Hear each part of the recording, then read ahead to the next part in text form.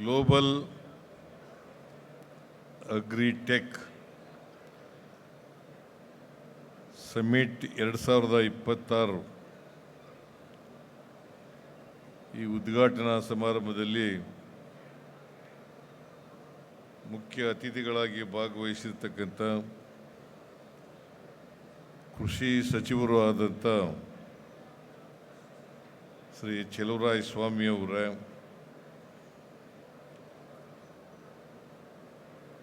ಕೃಷಿ ವಿಜ್ಞಾನ ವಿಶ್ವವಿದ್ಯಾಲಯದ ಕುಲಪತಿಗಳಾದಂಥ ಡಾಕ್ಟರ್ ಶ್ರೀ ಸುರೇಶ್ ಅವರೇ,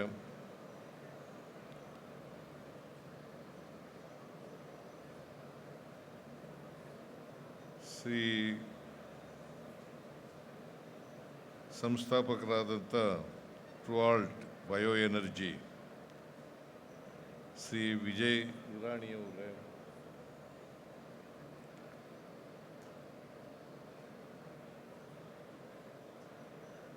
deputy chief of mission Israel Inbal Stan ಅವರೇ, FKCCI ಅಧ್ಯಕ್ಷರಾದಂಥ ಶ್ರೀಮತಿ ಉಮಾ ರೆಡ್ಡಿ ಅವರೇ, FKCCI ಪದಾಧಿಕಾರಿಗಳೇ, ಸದಸ್ಯರುಗಳೇ, ಮಾಜಿ ಅಧ್ಯಕ್ಷರುಗಳೇ,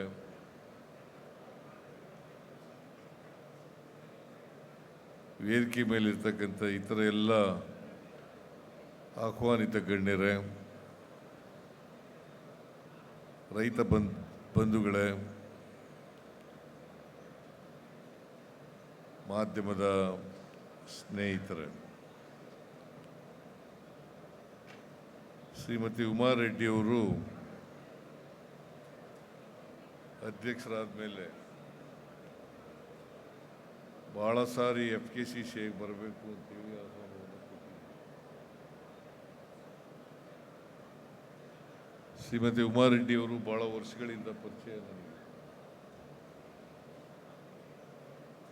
ಅವರು ಒಬ್ಬರು ಒಳ್ಳೆ ಎಂಟರ್ಪ್ರಿನರ್. ಈಗ FKCCI ಅಧ್ಯಕ್ಷರಾಗಿದ್ದಾರೆ.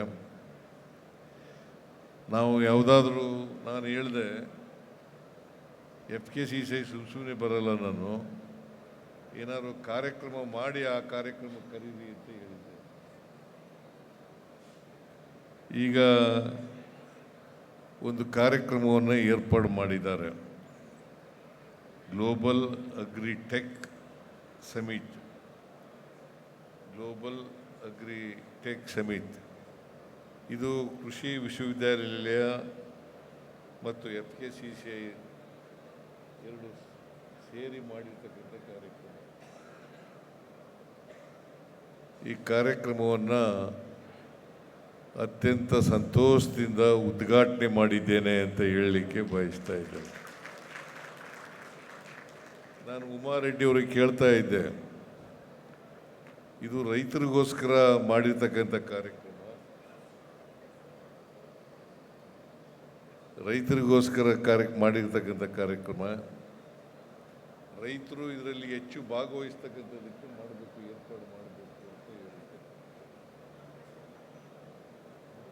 ಅಲ್ವಾ. ಸುತ್ತ ಇರೋದ ಬೇಳೆಯಮ್ಮ, ಇಲ್ಲಿ ಕೂತಿರೋರೆಲ್ಲ ಇರಬೇಕಲ್ಲ, ಸಮಿತಿ ಇರಬೇಕಲ್ಲ.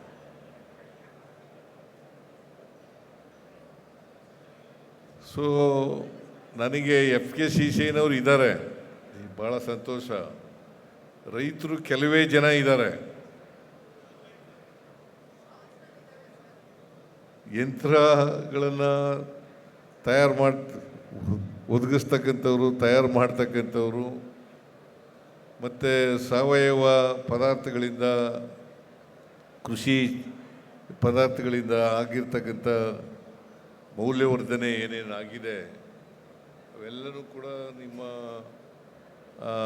ಎಕ್ಸಿಬಿಷನ್ನಲ್ಲಿ ವಸ್ತು ಪ್ರದರ್ಶನ ಮಾಡ್ತಕ್ಕಂಥ ಕೆಲಸವನ್ನು ಮಾಡಿದ್ದೀರಿ.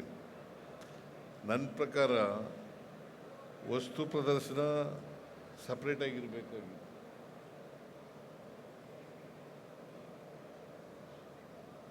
ಇಲ್ಲದೆ ಹೋದರೆ ನಿಮ್ಮ ವಸ್ತು ಪ್ರದರ್ಶನ ಏರ್ಪಾಡು ಮಾಡಿದ್ದೀರಲ್ಲ, ಅಲ್ಲಿ ಹೆಚ್ಚು ಜನ ಅಲ್ಲಿ ಸೇರ್ಕೊಂಡ್ಬಿಡ್ತಾರೆ.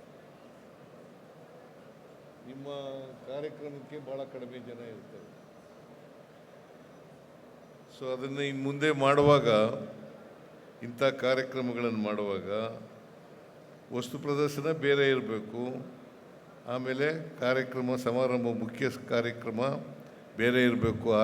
ಆ ರೀತಿ ಮಾಡಿದ್ರೆ ಹೆಚ್ಚು ಅನುಕೂಲ ಆಗ್ತದೆ ಅಂತಕ್ಕಂಥ ಮಾತುಗಳನ್ನು ಈ ಸಂದರ್ಭದಲ್ಲಿ ಸೂಚಿಸಲಿಕ್ಕೆ ಬಯಸ್ತಾ ಇದ್ದೇನೆ. ಅಲ್ವೇನ್ರಿ? ನೀವೆಲ್ಲ ಒಪ್ಕೋತೀರಲ್ವಾ?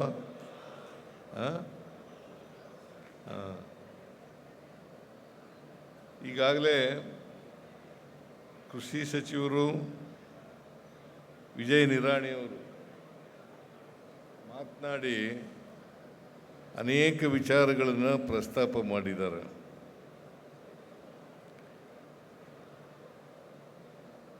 ಇವತ್ತು ಭಾರತ ದೇಶ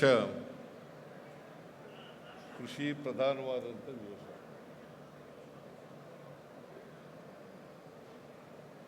ಈ ಸಮಾರಂಭದ ಉದ್ದೇಶ ಕೃಷಿ ಉತ್ಪನ್ನವನ್ನು ಹೆಚ್ಚು ಮಾಡಬೇಕು ಅಂತಕ್ಕಂಥದ್ದು ಮುಖ್ಯ ಉದ್ದೇಶ ಅಲ್ಲ. ಕೃಷಿಯನ್ನು ಹೇಗೆ ಲಾಭದಾಯಕ ಮಾಡಬೇಕು ಅದು ಬಹಳ ಮುಖ್ಯ. ಸುಸ್ಥಿರವಾದಂಥ ಕೃಷಿಯನ್ನು ಹೇಗೆ ಲಾಭದಾಯಕ ಮಾಡಬೇಕು. ಯಾಕಂತಂದರೆ ಇವತ್ತಿನ ಯುವಕರು ಕೃಷಿಯಿಂದ ದೂರ ಹೋಗ್ತಾ ಇದ್ದಾರೆ. ಭಾಳ ಹಳ್ಳಿಗಳೆಲ್ಲ ಈಗ ಏನಾಗಿದ್ದಾವೆ ಅಂತಂದರೆ ವಯಸ್ಸಾದವರೇ ಜಾಸ್ತಿ ಇರ್ತಕ್ಕಂಥ ಪರಿಸ್ಥಿತಿ ಇದೆ. ಅದರಿಂದ ಯುವಕರು, ವಿಶೇಷವಾಗಿ ಯುವತಿಯರು ಕೃಷಿನಲ್ಲಿ ಹೆಚ್ಚು ಆಕರ್ಷಣೆ ಆಗಬೇಕಾದ್ರೆ ಕೃಷಿ ಲಾಭದಾಯಕ ಆಗಲೇಬೇಕು. ಅದಕ್ಕೆ ಸರ್ಕಾರ ಕೆಲವು ಕಾರ್ಯಕ್ರಮಗಳನ್ನು ಮಾಡ್ತಾ ಇದ್ದೀವಿ. ಕೃಷಿ ಲಾಭದಾಯಕ ಆಗಲಿಕ್ಕೆ ಏನೇನು ಬೇಕು ಅವೆಲ್ಲ ಮಾಡ್ತಾ ಇದ್ದೀವಿ. ಅದ್ರ ಜೊತೆಗೆ ನೀವು ಕೂಡ, ಕೈಗಾರಿಕೆಯವರು ಕೂಡ ನಮ್ಮ ಜೊತೆ ಕೈ ಜೋಡಿಸಿದ್ರೆ ಇನ್ನೂ ಹೆಚ್ಚು ಲಾಭದಾಯಕ ಮಾಡಲಿಕ್ಕೆ ಅನುಕೂಲ ಆಗ್ತದೆ. ಅದನ್ನು ಮಾಡ್ತಕ್ಕಂಥ ಪ್ರಯತ್ನವನ್ನು ನೀವು ಮಾಡ್ತಾ ಇದ್ದೀರಿ.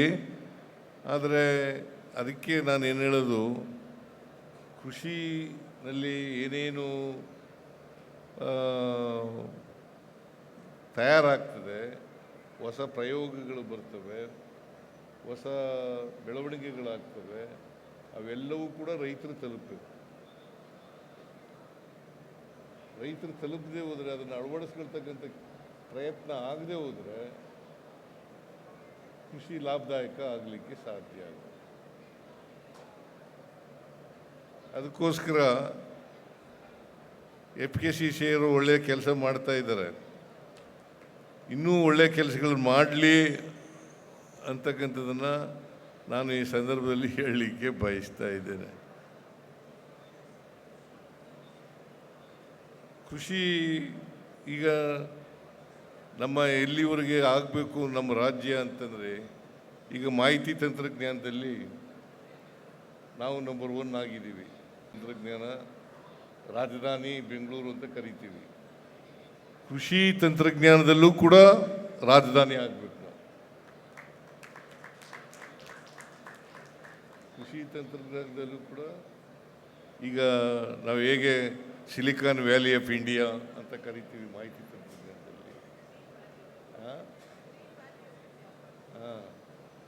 ಕೃಷಿನಲ್ಲೂ ಅದೇ ಆಗಬೇಕು. ಬರೀ ಮಾಹಿತಿ ತಂತ್ರಜ್ಞಾನ ಒಂದು ಬೆಳೆದ್ರೆ ಸಾಲದು. ಒಂದು ರಾಜ್ಯ ಸರ್ವತೋಮುಖವಾಗಿ ಅಭಿವೃದ್ಧಿ ಆಗಬೇಕಾದ್ರೆ, ಸರ್ವತೋಮುಖವಾದಂಥ ಅಭಿವೃದ್ಧಿ ಆಗಬೇಕಾದ್ರೆ ಎಲ್ಲ ಕ್ಷೇತ್ರಗಳಲ್ಲೂ ಕೂಡ ಇವತ್ತೇನು ಬೆಳವಣಿಗೆ ಆಗಿದೆ ಅದನ್ನು ಬಳಸ್ಕೊಳ್ತಕ್ಕಂಥ, ತಂತ್ರಜ್ಞಾನವನ್ನು ಬಳಸ್ಕೊಳ್ತಕ್ಕಂಥ ಕೆಲಸ ಆಗಬೇಕಾಗುತ್ತೆ. ಈಗ ಆರ್ಟಿಫಿಷಿಯಲ್ ಇಂಟೆಲಿಜೆನ್ಸ್ ಇದೆ, ಅದನ್ನು ಬಳಸ್ಕೊಳ್ತಕ್ಕಂಥ ಕೆಲಸವನ್ನು ಮಾಡಬೇಕು. ಬಳಸ್ಕೊಳ್ತಾ ಇದ್ದೀರಿ, ಇನ್ನೂ ಹೆಚ್ಚಾಗಿ ಆಗಬೇಕು ಅಂತಕ್ಕಂಥದ್ದು ನನ್ನ ಅಭಿಪ್ರಾಯ. ಯಾಕಂತಂದರೆ ಆರ್ಟಿಫಿಷಿಯಲ್ ಇಂಟೆಲಿಜೆನ್ಸ್ ಇದೆಯಲ್ಲ, ಈಗ ನಮ್ಮ ಜೀವನದ ಎಲ್ಲ ಕ್ಷೇತ್ರಗಳಲ್ಲೂ ಕೂಡ ಅದು ಬಳಕೆ ಆಗ್ತಾ ಇದೆ. ಅದನ್ನು ಮಾಡ್ತಕ್ಕಂಥ ಕೆಲಸವನ್ನು ಮಾಡಬೇಕು. ಅದರಿಂದ ನಾವು ಎಲ್ಲಿವರೆಗೆ ಕೃಷಿಯನ್ನು ಲಾಭದಾಯಕ ಮಾಡಲ್ಲ, ಅದಕ್ಕೆ ನಾನು ಈ ನಮ್ಮಲ್ಲಿ ಒಣಭೂಮಿ ಜಾಸ್ತಿ ಇದೆ, ಒಣಭೂಮಿ ಲಾಭದಾಯಕ ಮಾಡಬೇಕಲ್ಲ. ಸಣ್ಣ ಹಿಡುವಳಿದಾರರೇ ಜಾಸ್ತಿ ಇರ್ತಕ್ಕಂಥದ್ದು. ಆ ಸಣ್ಣ ಹಿಡುವಳಿದಾರರು ಜಾಸ್ತಿ ಇರೋದ್ರಿಂದ ನಮ್ಮ ರಾಜ್ಯ, ನಮ್ಮ ದೇಶ ಇಲ್ಲಿ ಸಣ್ಣ ಹಿಡುವಳಿದಾರರಿಗೆ ಮಾಡಬೇಕಾದಕ್ಕೆ ನಾನು ಕೃಷಿ ಭಾಗ್ಯ ಕಾರ್ಯಕ್ರಮ ಜಾರಿಗೆ ತಗೊಬಂದಿದ್ದೆ.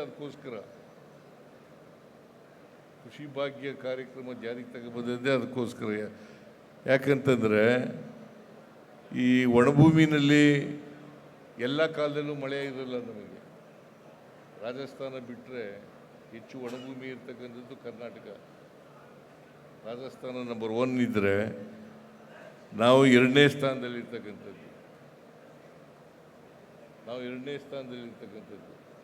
ಅದಕ್ಕೋಸ್ಕರನೇ ಕೃಷಿ ಭಾಗ್ಯ BJP ಅವರು ಬಂದ ಮೇಲೆ ನಿಲ್ಲಿಸ್ಬಿಟ್ಟಿದ್ರು, ಕಡಿಮೆ ಅದನ್ನು ನಿಲ್ಲಿಸೇ ಬಿಟ್ಟಿದ್ರು. ಮತ್ತೆ ಪ್ರಾರಂಭ ಮಾಡಿದೆ ಈಗ ನಾನು. ಯಾಕಂತಂದರೆ ಇದು ಒಣಭೂಮಿ ಬೇಸಾಯಗಾರರಿಗೆ ಸಂಜೀವಿನಿ ಕಾರ್ಯಕ್ರಮ. ಈ ಸಂಜೀವಿನಿ ಕಾರ್ಯಕ್ರಮ ಮಾಡ್ತಕ್ಕಂಥದ್ದನ್ನು ಮತ್ತೆ ಪ್ರಾರಂಭ ಮಾಡ್ತಕ್ಕಂಥ ಕೆಲಸವನ್ನು ಹೀಗೆ ಸರ್ಕಾರ ಈಗ ಫ್ರೀಯಾಗಿ ಸಾಲ ಕೊಡ್ತೀವಿ. ಸುಮಾರು 83 ಲಕ್ಷ ರೈತರಿಗೆ,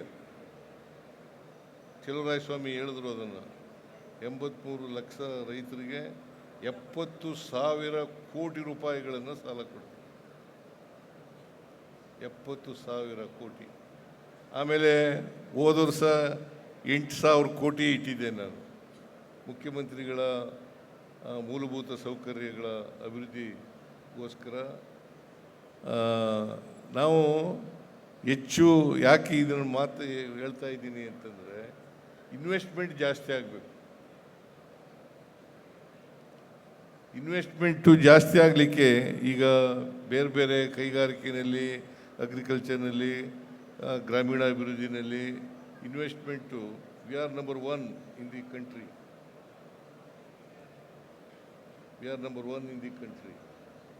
ಕೃಷಿನಲ್ಲೂ ಕೂಡ ಹೆಚ್ಚಾಗಬೇಕು.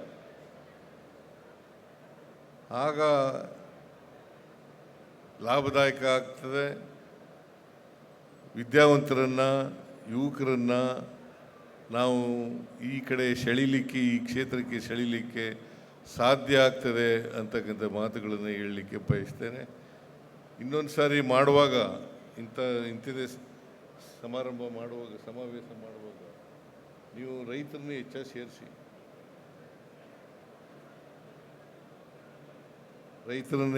ಸೇರಿಸ್ತಕ್ಕಂಥ ಕೆಲಸವನ್ನು ಮಾಡಿ ಅಂಥೇಳಿ ನಾನು ಹೆಚ್ಚು ಮಾತಾಡೋಕ್ಕೆ ಹೋಗಲ್ಲ, ಅಗತ್ಯ ಇಲ್ಲ ಅಂಥೇಳಿ ಭಾವಿಸ್ಕೊಂಡಿದ್ದೇನೆ ನಾನು.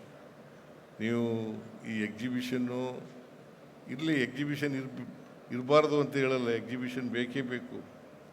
ಅದ್ರ ಜೊತೆಗೆ ರೈತರ ಪಾರ್ಟಿಸಿಪೇಷನ್ನು ಇರಬೇಕು. ಯಾಕೆಂದರೆ ಅಂತಿಮವಾಗಿ ಅವರೇ ತಾನೇ ನಮಗೆ ಕೃಷಿ ಮಾಡೋರು ತಾನೇ ಭಾಳ ಬೇಕಾಗಿರ್ತಕ್ಕಂಥದ್ದು. ಅದಕ್ಕೋಸ್ಕರ ಆ ಕೆಲಸ ಮಾಡಿ ಅಂತಕ್ಕಂಥ ಮಾತುಗಳನ್ನು ಹೇಳಿ ಇವ್ರಿಗೆ, ಉಮಾರೆಡ್ಡಿ ಅವರಿಗೆ ಮತ್ತು FKCC ಅವರಿಗೆ, ಕೃಷಿ ಇಲಾಖೆಯವರಿಗೆ ಧನ್ಯವಾದಗಳನ್ನು ಹೇಳಿ ನನ್ನ ಮಾತುಗಳನ್ನು ಮುಗಿಸ್ತೇನೆ. ನಿಮಗೆಲ್ರಿಗೂ ನಮಸ್ಕಾರ.